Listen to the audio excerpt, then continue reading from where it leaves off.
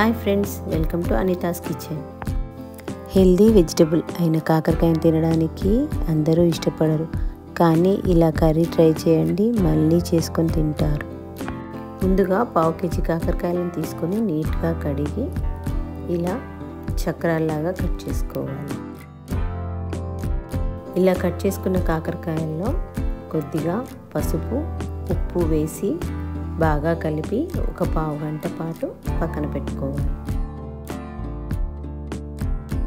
పావు గంట తర్వాత ఈ కాకరకాయల్లోని రసాన్ని అంతా పిండేసి నీట్గా కడిగి పెట్టుకోవాలి.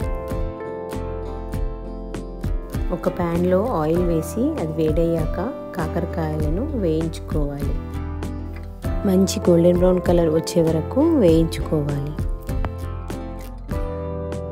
ఈ కాకరకాయలు బాగా వేగిన తర్వాత ఒక పెద్ద సైజు ఆనియన్ని కట్ చేసుకొని దీంట్లో వేసి వేయించుకోవాలి. ఆనియన్ కూడా వేగాక దీంట్లో ఉన్న ఎక్స్ట్రా ఆయిల్ అంతా తీసేసుకోవాలి. దీంట్లో పావు టీ స్పూన్ జీలకర్ర, ఒక 4 కట్ చేసుకున్న పచ్చిమిరపకాయలు, కొద్దిగా కరివేపాకు, పావు టీ స్పూన్ పసుపు, half teaspoon salt, half teaspoon sugar వేసుకోవాలి. కర్రీ స్వీట్గా వద్దనుకునే వాళ్ళు షుగర్ని స్కిప్ చేయండి. దీంట్లో పావు కప్పు మిల్క్ వేసుకొని ఒక 2 నిమిషాల పాటు ఉడకనివ్వాలి.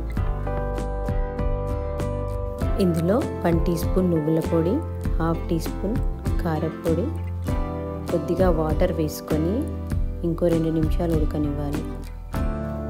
చివర్లో కొత్తిమీర వేసి కలుపుకొని స్టవ్ ఆఫ్ చేసుకోవాలి.